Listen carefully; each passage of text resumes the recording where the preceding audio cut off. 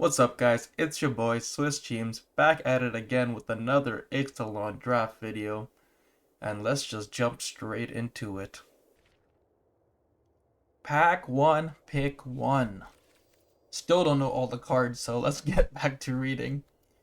So a rare, you may have Echoing Deeps enter the battlefield tapped as a copy of any land card in a graveyard, except it's a cave in addition to its other types. I mean, could be okay in a cave payoff deck, but I haven't really seen any of those so far, so I don't think it's very good. Whenever a creature you control explores, this gets +1/+0, and it can't be blocked. Seems okay if you have a lot of explore. Whenever a player casts a spell, if it's not their turn, this deals 4 damage to them. 3 mana 4/3 is actually pretty big. There's a 1-drop here that just enters the battlefield and explores.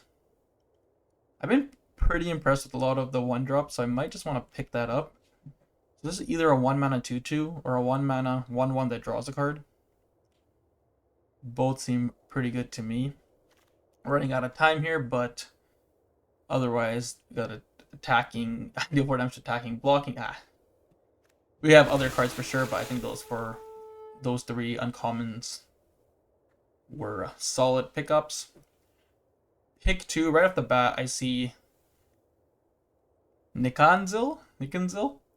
Whenever a creature you control explores a land card, you may put a land from your hand onto the battlefield tapped. That's okay. But the second ability, whenever a creature you control explores a non-land card, put a +1/+1 counter on this. So we already have an explore card, so this could be a solid follow-up. And the more explore you have, the bigger this can get. Otherwise, like if I hadn't picked up this card, pick 1, pack 1, I'd probably just pick the Abrade here. As again, it's really efficient removal, and this is a very heavy artifact format, so obviously both sides are very relevant. And when this enters the battlefield, the opponent reveals their hand. You choose an artifact creature from it. That player discards this card, and later this becomes a 5/4 menace. Also solid, but let's see if we can get the explore deck going. Seems kind of fun. Again, there's another scout here. There's also a other scout. And a Brontosaur. Or Brontodon, sorry. So yeah, we're looking between one of these 3 cards. I'm leaning towards a Scout, because I think this is an extremely strong card. But I could see picking up any one of these cards. Otherwise, in white, we have the Tinker's Tote, which has seemed really good just because it synergizes so well with all the artifacts going on. Plus 3 mana for 2 1/1s it's okay. Aside from that, there's not too much. I think the needle's pretty good as well, and it's a constant way to keep exploring. So hopefully we wheel one of these 3 cards, but I'm gonna pick up the scout here. Pick 4. We do have another explorer. This one can go a little later, so we don't have to pick it up right now. And again, we have more good white cards like the Petrify as well as the Tinker's Tote. We also have a Snail here, which I really like. Grasping Shadows, I don't know how good this is, but it seems okay. Whenever a creature attacks alone, it gains Death Touch and Lifelink, and then you put a Dread counter on this. Then if there are 3 or more Dread counters, you can transform it. And you can remove a counter once it's transformed to draw a card and lose 1 life. So solid value, and the life link can stabilize you. It feels a little weird picking up a guide, but given what we have, it seems okay. If we didn't have such a strong Explorer start, I'd probably just pick up the Petrify. Now there's another Brontodon, but there's also just an Axejaw with Explorer.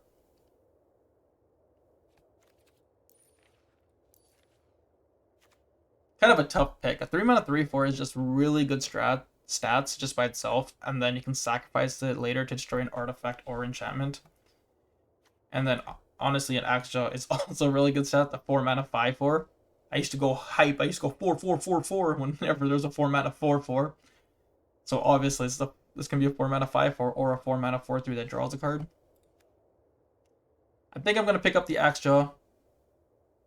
Obviously, it could be incorrect, but we're still learning the format, and so far, every single one of our cards explore, aside from the, I'm not going to get this name right, Nikonzil, which, you know, it doesn't explore itself, but obviously it gets better the more explore you have.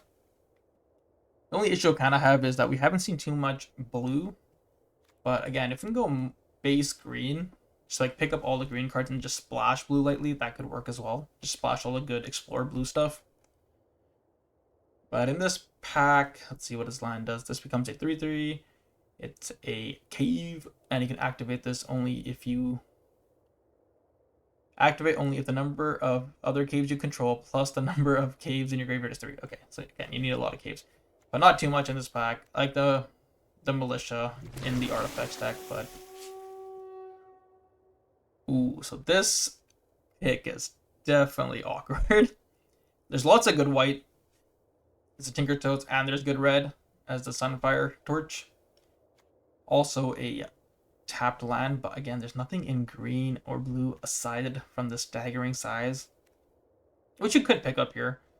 Like, I think the Explorer deck's gonna make some, like, it's gonna be very heavy creature based, so having a combat like this combat trick like this might be good. But we're passing a Tinker's Toe, which is so much better.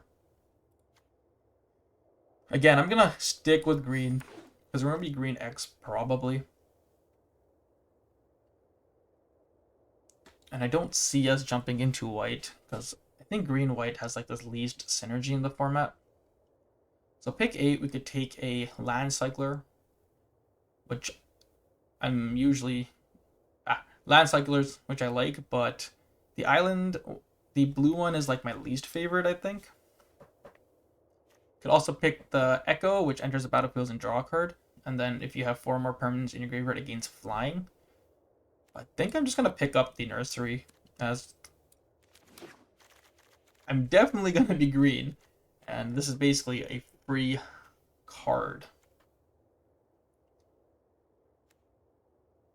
Pick 9. Yeah, I might just pick up another cave here, as the spider is probably filler. I think this card could be okay, but if you're not doing Descent, which we are unlikely to do, unless we end up surveilling a lot of cards into our graveyard with all the Explore. So yeah, I think the cave is an okay pickup there. So again, we can get a 2-drop that explores, which is fine. Or this gets +3. Like one day I'll play Capybara. One day. Not today, but pretty easy pickup there. Target land becomes a 4/4 dinosaur with haste. It must be blocked this turn. Target creature explores and explores again, or destroy an artifact or enchantment. I haven't tried this card out. I feel like it's more like a sideboard card if you're playing best of 3s. But there are a lot of artifacts in the format, so it might be okay. I don't think we want a Cat Warrior. Maybe we'll take the Tote just in case. Like, wheeling the Tote is pretty crazy to me. I mean, 5 mana 3/2 draw card seems okay as well, so I'll probably play that.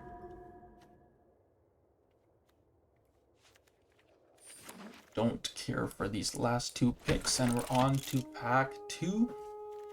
Rare is for red-black, and it's destroys target creature or planeswalker, or destroys a non-creature, non-land permanent with value 1 or less. We are really far from that. So for us, we have the Surveyor, which lets us look for a land or cave, and we have 2 caves already, sorry. So that seems okay to pick up. Otherwise, we got more Explorer. Let's look at our curve real quick. Yeah, we can get another guide for some more Explorer, but we already have 2. And this ramps us and can be crafted with a cave. Again, we do have a few caves. I think I'm just going to pick up the Surveyor here, but overall, this is a really weak pack for us. And in general, aside from the rare, this pack doesn't have much going for it. Pick 2 gets a little better with the Tendril, which can turn your lands into 7/7s in the late game. Okay, let's read this real quick. When Cineas Bathosaur enters the battlefield, look at the top X cards of your library, where X is the number of caves you control, plus the number of caves in your graveyard. Put 2 of those cards into your hand, and the rest on the bottom of your library, where X is the number. So you definitely need caves on the board for this to work, but we already have 2, so that could be a good pickup here. I wonder what's more likely to come back to us, the Tendril or the Dinosaur.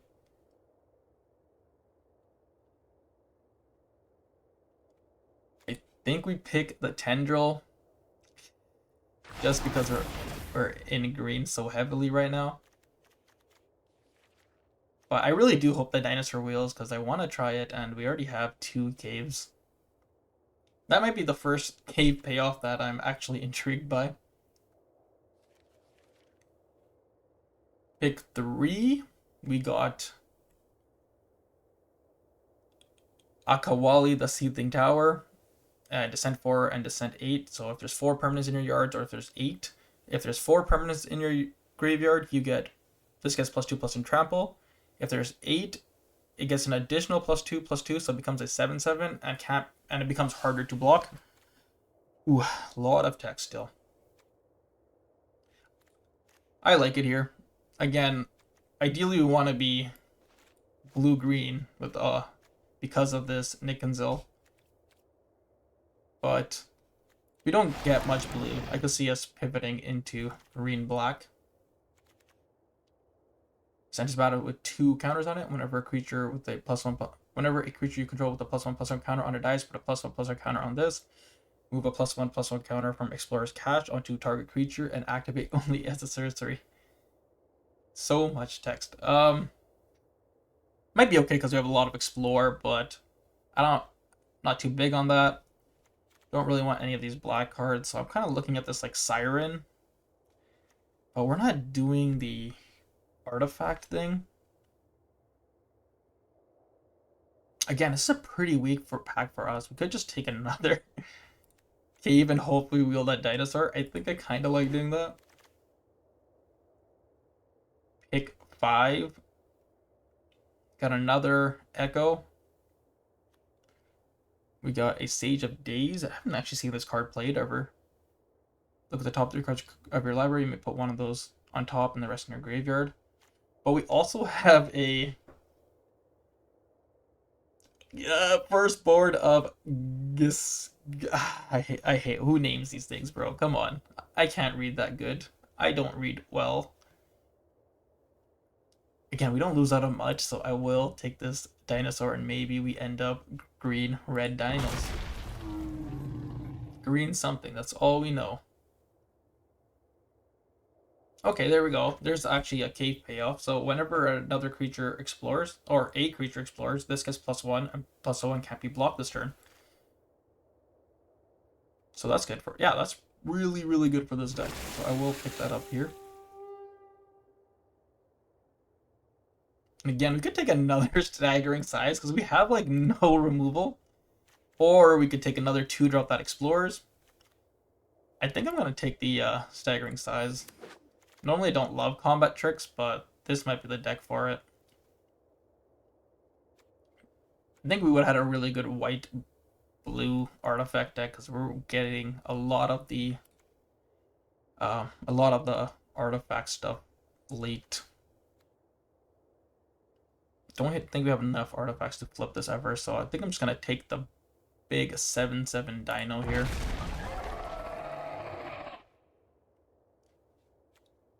Did we, and is it this pack where we're supposed to wheel the Dinosaur, or is it the next pack? I don't think it wheeled. I think it was the pack before this.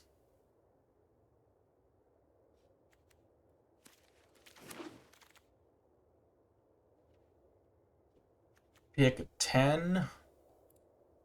When it enters the battlefield, put 3 counters among 1, 2, 3 creatures you control. And then you can craft with creature, so exile creature from your battlefield or the graveyard, and it flips into a 7/7 that gains some life. Yeah, I think this is pretty good in our deck because we're so creature heavy. And Walk with the Ancestor seems like a solid card as well. Discover 4 plus return a permanent from our graveyard to our hand. So I think I will just stick to the green-blue Explore theme and hope we get some more Explore payoffs in the final pack. Getting these pretty late, so maybe they're not as good as I think. But normally a 5 mana 3, like a 5 mana 3 that draws a card seems like good. But I guess this format has been really aggressive, so it just might be too slow. Too much efficient removal and too many 1-drops that trade for it. We did not open any good Explorer payoffs.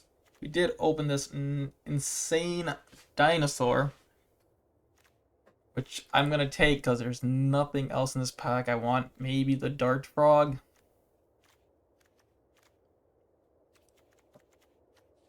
Is that good enough to switch into red? How many dinos we got? I'm going to take it. That's questioning what I'm doing, but it is what it is. If a creature you control would explore, okay, we gotta take this. If a creature you control would explore, instead you scry one, then that creature explores. When this enters the battlefield, target creature you control explores. And when a land enters the battlefield under your control, if you have 7 or more, transform it. Once it's transformed, you can look at the top 4 cards of your library. You may reveal a creature card from among them and put that into your hand. Put the rest on the bottom of your library in a random order. Again, Magic cards have gotten insane with how much text they have, but for the Explore deck, so let's get that in there. Probably got debated by this rare, but we didn't really lose out on much from that first pack anyways. Again, another pretty weak pack for us. We can pick up another Stomper for the top end, or we can pick up a Island Cycler. We're pretty weak on the top end, so I'll take a second Stomper over the Island Cycler because, like I said, that one's not my favorite.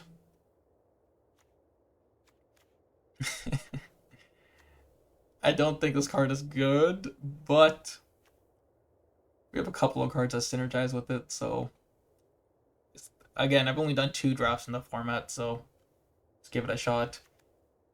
Some good dinosaur stuff, but I'm sticking to the guns. We do end up finding a Sinuous Bentosaur.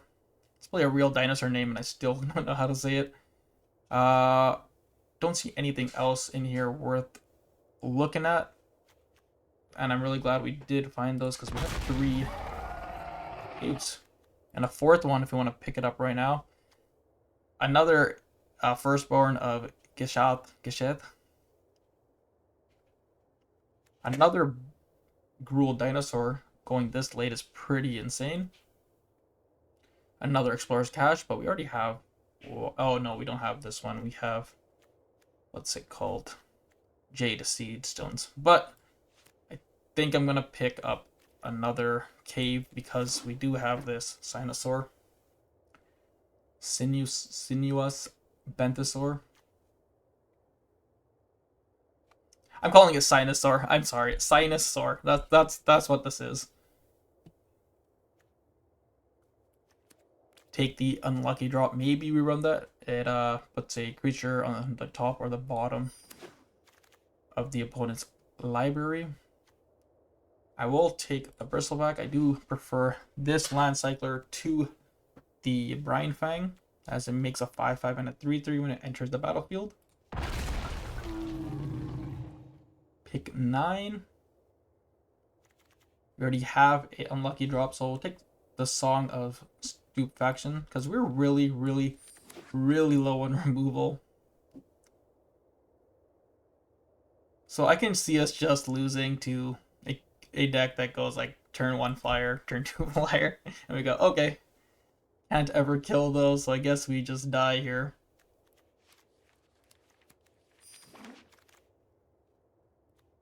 Ended up finding a Brine Fang anyways.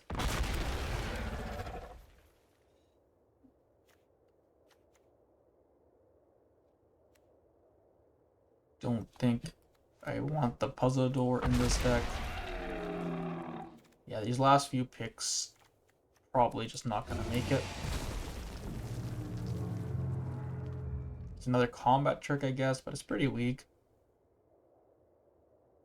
Maybe we take the blow gun, because it does give creatures reach, which is a way to stop flyers.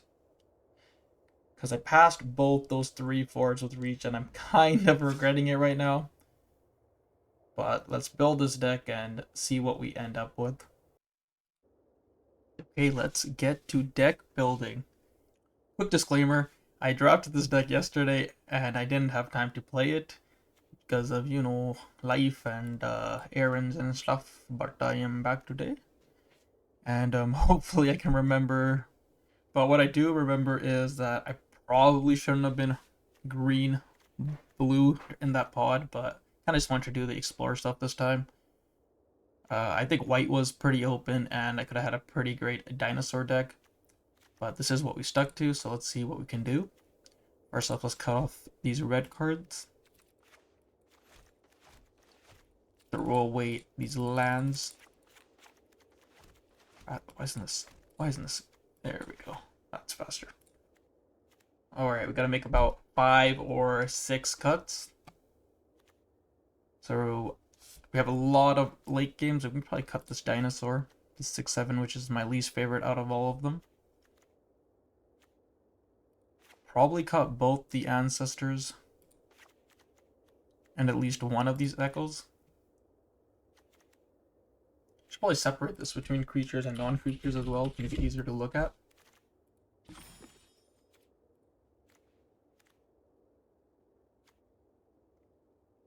I think I like keeping the blowgun because what I worry about this deck is we don't have that much early game and we don't have that much removal.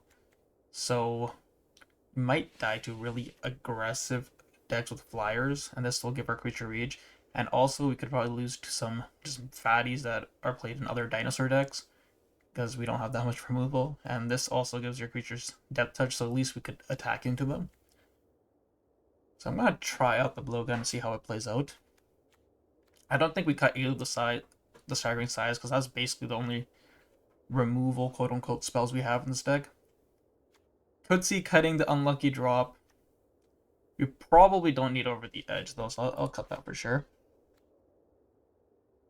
Probably looking to make one more cut. I don't want to cut any of the early game because again, we do not have enough as it is already.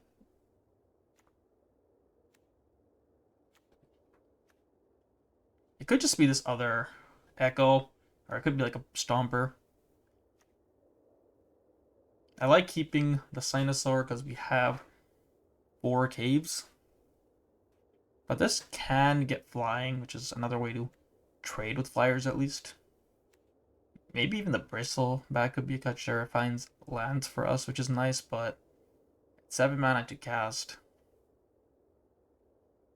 I guess with all the explorers, we will be hitting a lot of land drops. So maybe that's why we don't need the forest cycling though, because we'll be hitting a lot of land drops. Could see cutting that and trying something like this. But maybe we think about it, because I don't know how good this echo is. So we could cut this later and bring that card back in.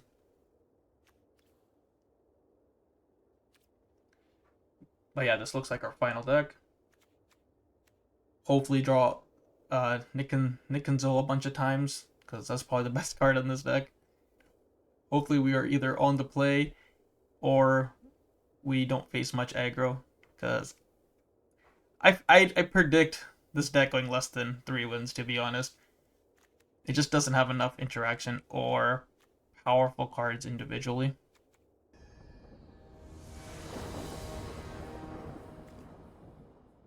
Alright, here we are. Game 1. We are on the play, but we don't have any blue mana. However, we do get a couple draws of either finding a blue land or just hitting a couple lands to play the Kincaller and the Surveyor. So I do think it's a keep.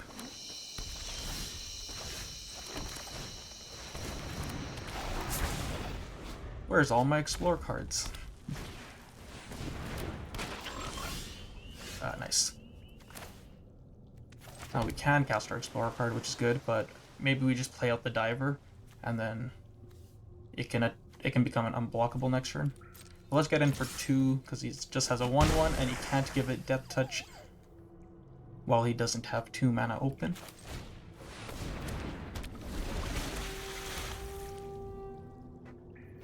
This does ramp him, so this is one of the things I was worried about, just playing big dinos. However, those are not... Ooh, and a braid on the top. Could see waiting on attacking and just playing out the Surveyor this turn. And then next turn I can play out 2 3-drops. Yeah, I think I like that.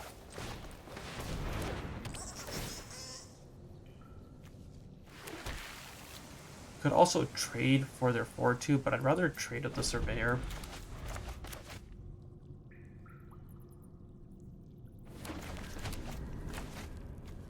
Promising Vein, so they could search for a different color. A 3rd color. That's okay. If they attack, it kind of does make me want to block here.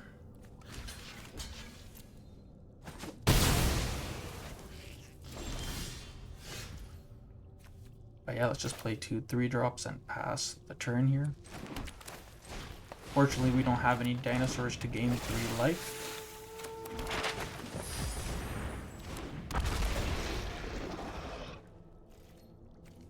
Next turn, we're probably going to start cracking these caves if we do not find any other spells to play. When on their 6th land, I can feel a big boy coming down. So let's explore first and see what we hit.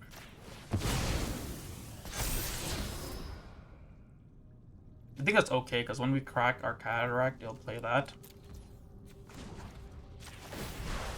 Ooh, gotta play the island first.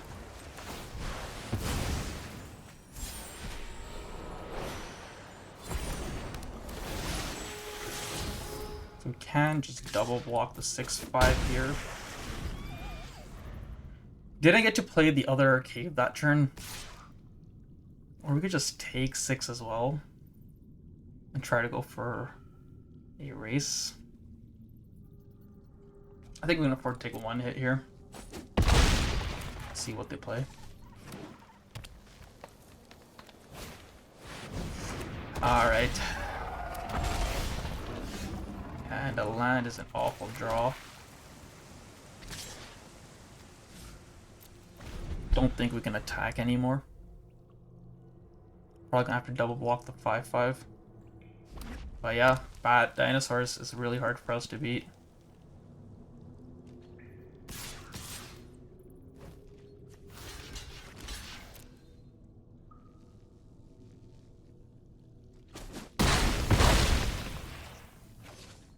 Could have also attacked with their 3/3, but decided against it, which I think is better for me.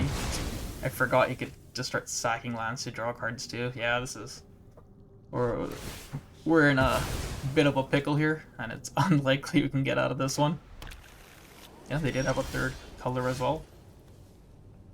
Starving Size is an okay draw, but let's see what we can hit off this.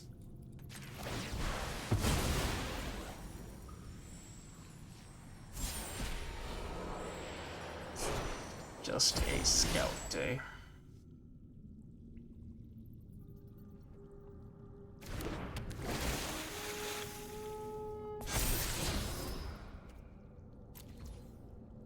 Guess we do top that.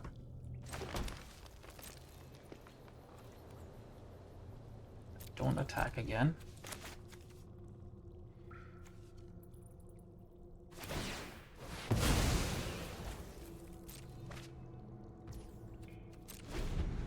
If he attacks the monster sir, I'll double block. And I'll probably let that trade happen. And if they do something, I can staggering size in response.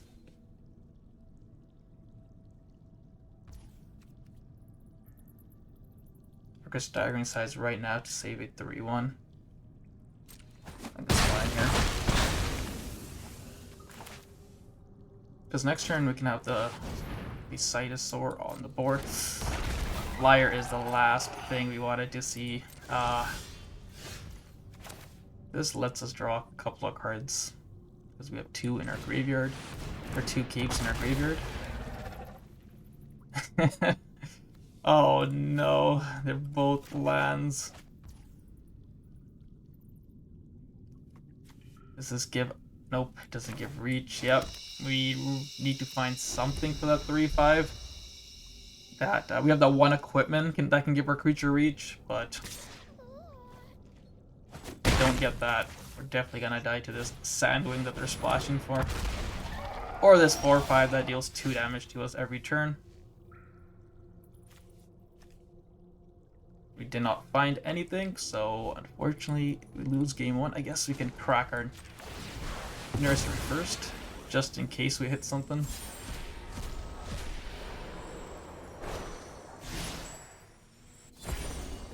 That will not be enough.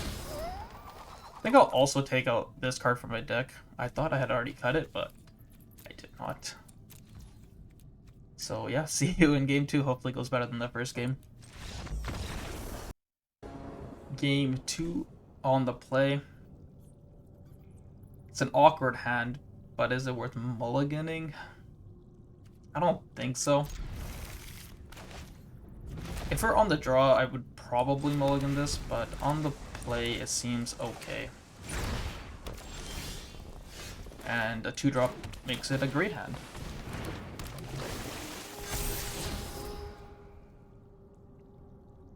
I think we keep that. But we also just want to hit lands.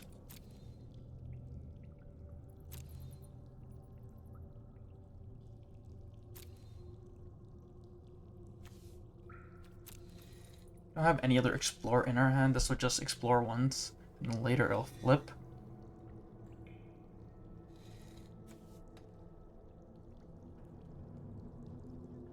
I think we throw it in our graveyard because next turn we just want to play a 3-drop. And then after that we just want to find more land.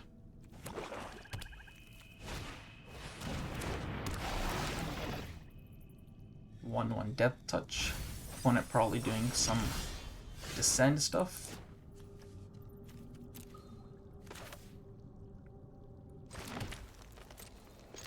Don't mind trading the Scout here.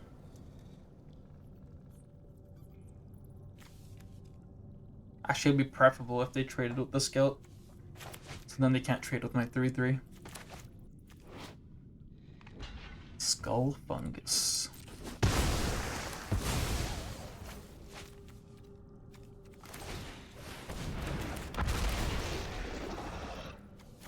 I'll reveal the dinosaur to gain some life.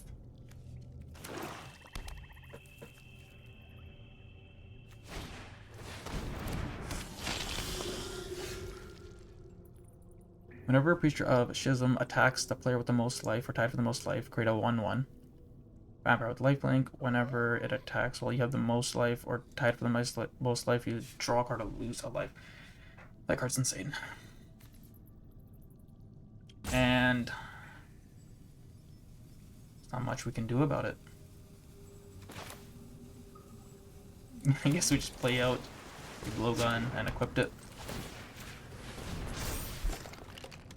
But if opponent has removal, this card's gonna single-handedly beat us.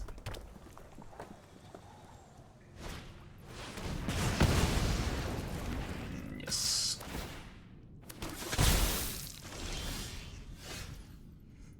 Oof, that's probably the worst card we could have drawn, and I think we're gonna have to discover, but we cannot, because we do not have enough lands. Okay. Yeah, drawing a bunch of cards that interact with creatures and not drawing any creatures. That seems really unlucky as well because our deck is mostly creatures, right?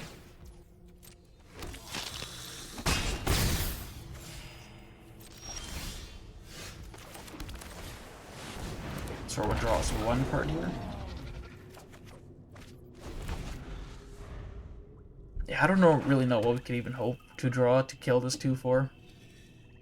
I'm assuming they're just gonna remove. Okay, so maybe we can at least block here and hope we top deck really well.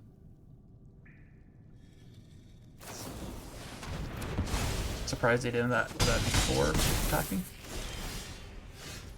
Ooh. Another land.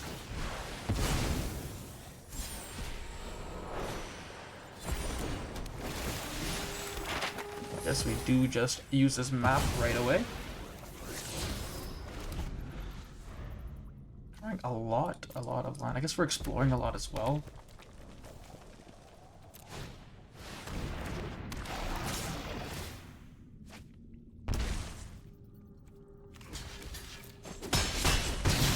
Those.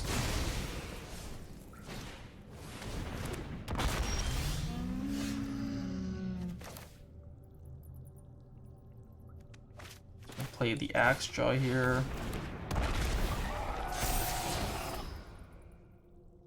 It's all the Explorer stuff. To explore pay off after I played all my Explore. But honestly, what else could I even want right now? At least next turn we can go Seedstones plus Current Conductor, so I guess we will keep it on top.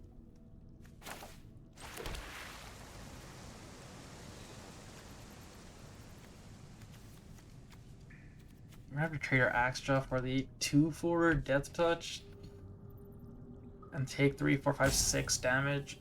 Best case scenario.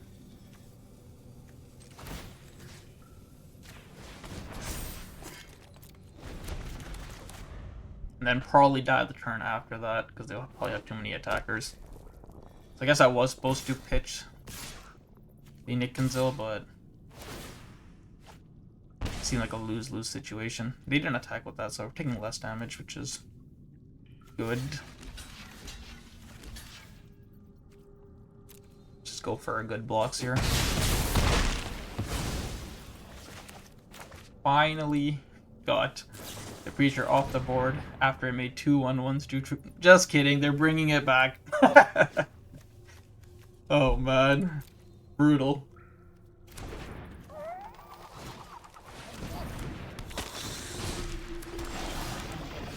This is why you dropped removal. And I've learned my lesson. Oops. Can't keep open my staggering size.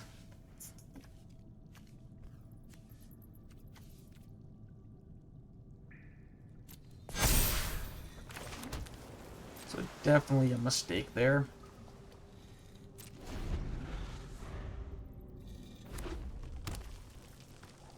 And they can bring the Preacher back a 3rd time with the Viper.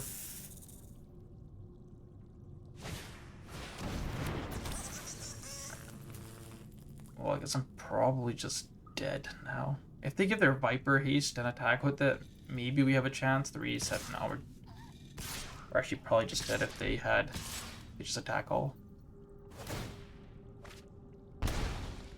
But even though they didn't attack all, we cannot win this game. So this might be the first 0-3. But let's try to get at least 1 win with this deck.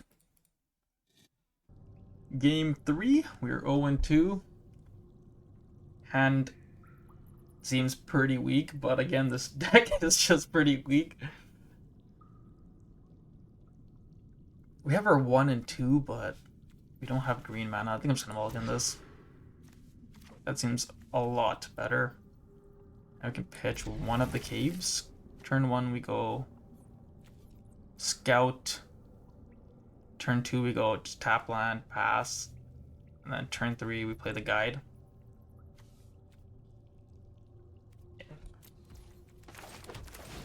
And Scout will probably find us more land. Surveyor. Yeah, that's okay. One of these cards will probably find us a land. And then we can play the Surveyor to find a cave.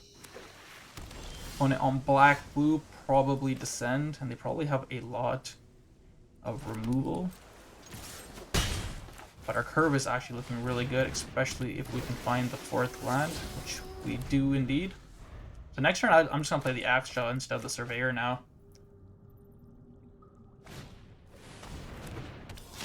One plays a 2/2 that gets bigger if they Descend. Don't mind trading into that, so I'll attack with both here. And then, yeah, just play out the Axe Jaw. Hopefully hit more land, I guess. Trying to play the Sinosaur. Drew another cave for the Sinosaur as well, which is nice. So this will draw us 2 cards when it enters the battlefield. Looks like they might have removal for the 4/3, but they don't have double black. So if they have a removal, it's probably the enchantment that makes it a 1/1 in blue, which is 2 mana, or the 2 mana black destroy a creature, which I think makes them discard a card or pay 3 life as well. As an additional cost to cast it, of course. They're really thinking here, though. Ooh, pass. Looks like we're probably going to get hit by something at instant speed. Just a Tidebinder. It's just a 3/2 in this scenario. Wow, it would have been great if our Axe Jaw was a 5/4 there.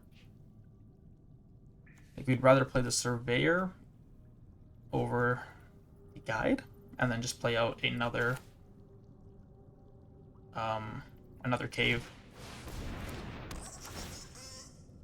But this can find us a cave as well. And we can play the cave out from our hand, so we have 3 caves online. So if you ever run out of things to do, we can just start sacking these to discover. But again, we don't have much interaction. The opponent plays like a 4/4. We're in trouble, but thankfully that's just a 2/3. 2, 3, 4, 5, 6 mana. 2, 4, 5, 6, 7 mana. So I guess if I hit exactly 1 mana green spells, I can cast it out here and maybe explore on the Scout. Let's just take the 2 spells and put the land on the bottom. And yeah, I don't mind trading my Surveyor here. They can also sack this to return a creature from the graveyard to the battlefield, eh? So yeah, if they mill something huge, which they didn't, thankfully, it could have been bad. Ooh, next turn they could return that. Oh, or they could do this right now. But we do have a staggering size to get through it.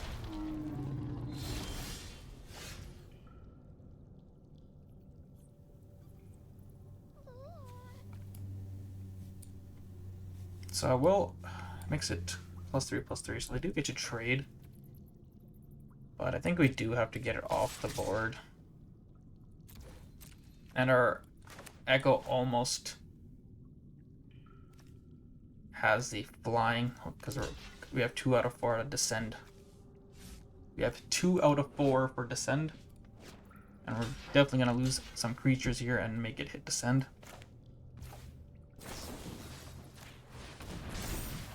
It does suck that our Surveyor doesn't live, though.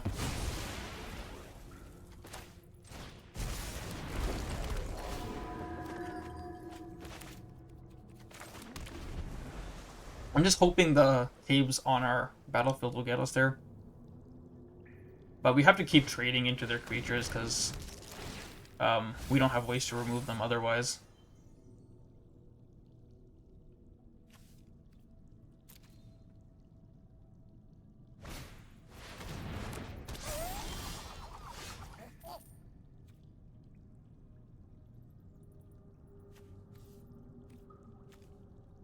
So much land. If I discover I can still play the Guide. Alright, let's do that.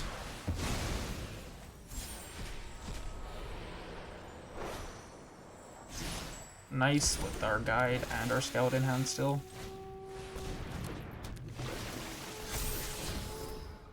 That's a good mana sink, so I'll keep that on top as well. We might sneak out a victory with this deck. But who knows what kind of bombs are hidden in my opponent's deck. It's a pretty good draw for them. Stops the bleeding for a turn. But we can still attack with our guide here. As it's a 4/2 vigilance, and they either have to trade with their iceberg or their pirate.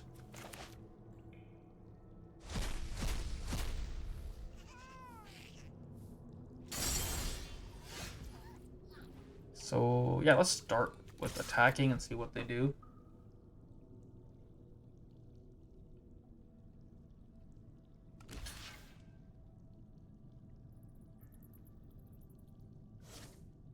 Because I want them to trade so they can't double my Nikanzo. I think they need to discover something here though. Another iceberg. Pretty decent for them because they can make that into a 6/6. Maybe I should have played out the Seeker and just activated it a bunch to buff the other creature.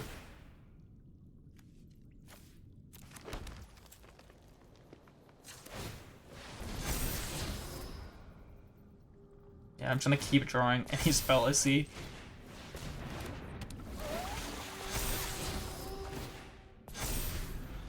Well, if it was a 5/6, I wouldn't have attacked with it because then they could have double blocked.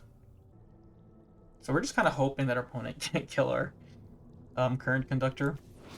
And I'm glad we at least got to pop off with it a little bit, because this is the whole reason I went blue-green.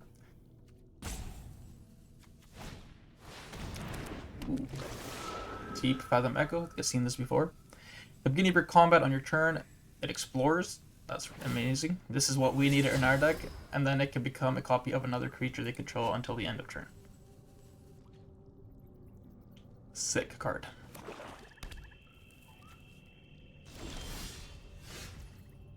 But yeah, let's just explore a bunch more here. Don't care for that, I think.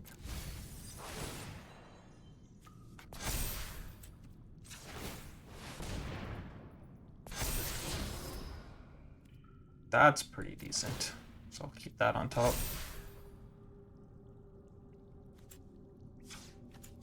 I think we activate one more time, just for the counters, and they cannot double block this. We attack all, because if they decide to eat both of these creatures, they're gonna die, so just swing out here.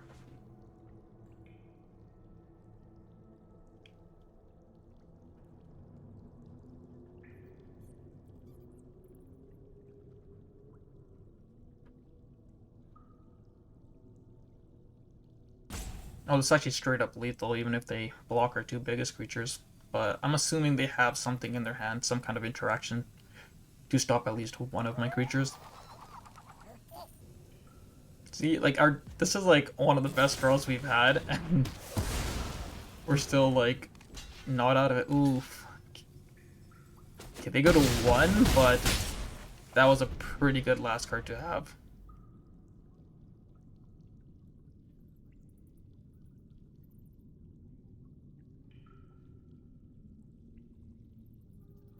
Like this, yeah, this is like our best draw, and we're still not like out of the woods.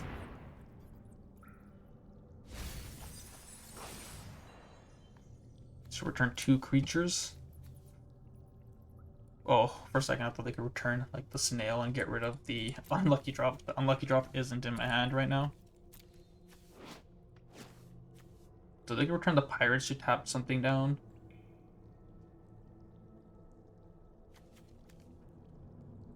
And I think that how does a Tide Biter work? When it enters a battlefield, you can counter one target activated or triggered ability. If an ability of an artifact, creature, or planeswalkers is countered this way, it loses all abilities until end of turn. So I can't take away the flying of my Echo. someone with the Death Toucher and the Pirates. But we know we're drawing the unlucky drop, so we should have the win here. Just bounce one of these creatures and attack with all.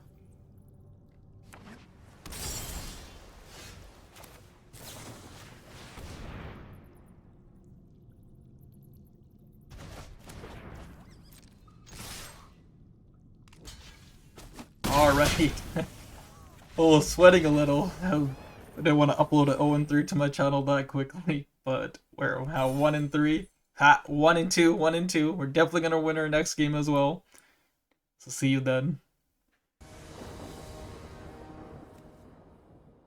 Okay, on the play again, and we have an okay hand. Too much land, but we got things to do. Play out a scout.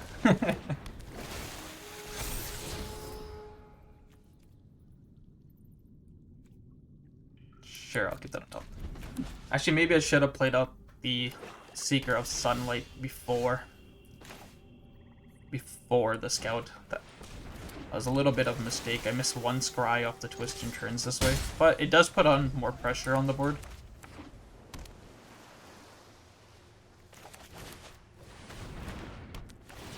Ooh. I think I sacked the 1/1 here. It's gonna take a while before its ability becomes relevant.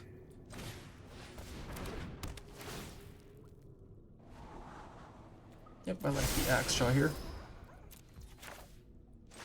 Hopefully they don't have another sack effect. But yeah, axe is a good draw. And if we keep hitting lands, we can hit the Stomper on curve.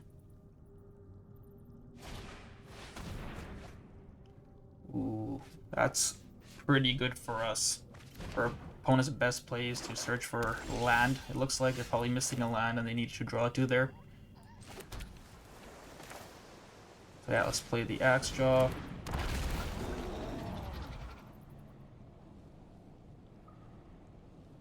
We haven't played a land this turn. Have we played a land this turn?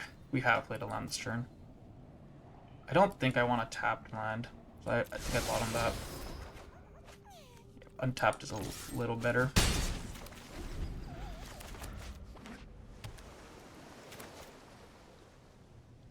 We'll see how much removal the opponent has. This basically just depends. If they have removal on their hand, then we're gonna fall behind. That is removal, but it doesn't kill anything right now, so that's great. So this is a good turn to put the seeds on, as I can make both my creatures, the toughness of both my creatures higher than the attack of the Echo, and we get a pretty big attack in next turn.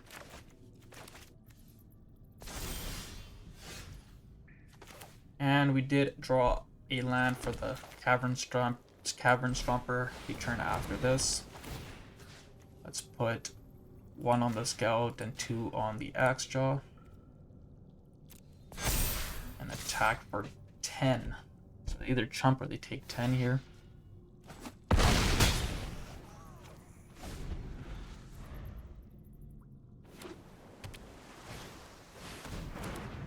Just a 3/2 does draw a card, but they're gotta chump once again, otherwise they die. And yep.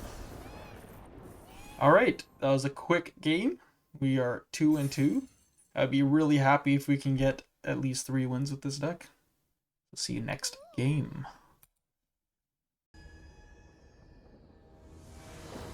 Okay, game 5. We are 2-2. If we win this one, we get most our money back, but if we lose, it's pretty unfortunate, and we lose most our money. We are on the draw, which is unfortunate, but we do have Nick Considdle on turn 2. However, we don't have another explorer aside from the twist and turns. Tap a land is a little unfortunate. An opponent with Siren on turn 2.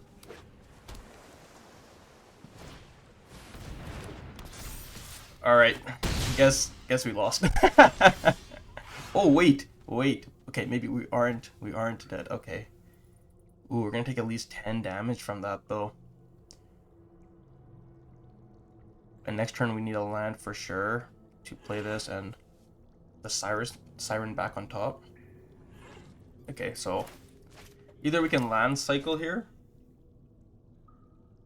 and make sure we hit the land for next turn, or we can play twist in turns to explore and hope we hit a land.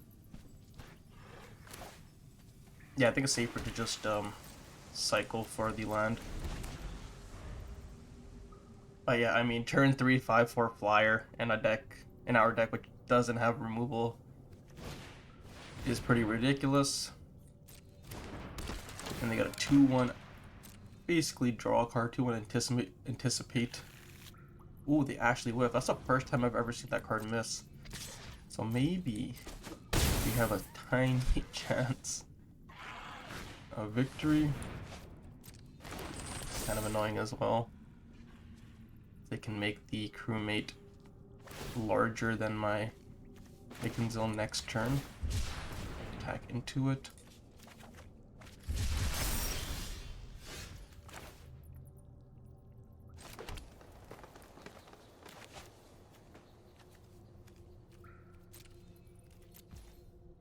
Yeah, I guess we just gotta unlucky drop the siren. And probably take 4 from the crewmate, going to 6. Yep. And they also get to discover when this aura goes to the graveyard, so even when I get rid of the siren, they still get a spell.